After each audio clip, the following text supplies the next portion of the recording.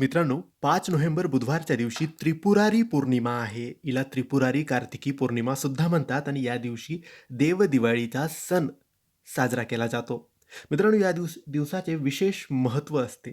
ते म्हणजे या दिवशीच भगवान शंकराने त्रिपुरासुराचा वध केला होता. म्हणून सर्व देवांनी देवदिवाळी साजरी केली होती. त्यासोबतच याच दिवशी भगवान विष्णू आणि भगवान शंकराची भेट झाली होती आणि या भेटीला हरिहर भेट सुद्धा म्हणतात.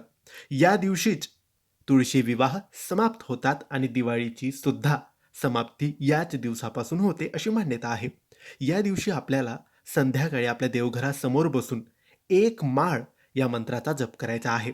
त्रिपुरारी पौर्णिमा हा विष्णूचा सुद्धा दिवस मानला जातो आणि महादेवाचा सुद्धा दिवस मानला जातो. या दिवशी आपल्याला महादेवाच्या एका चमत्कारी शक्तिशाली मंत्राचा जप मनोभावाने, विश्वासाने, श्रद्धेने आपल्या देवघरासमोर बसून करायचा आहे. हा मंत्र आहे ओम श्री त्रिपुरांतकाय नमः.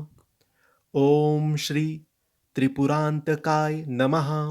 मित्रांनो, या मंत्राचा जप करताना कोणतीही घाई करायची नाही. अगदी सावकाश हळुवारपणे या मंत्राचा जप तुम्ही नक्की करा.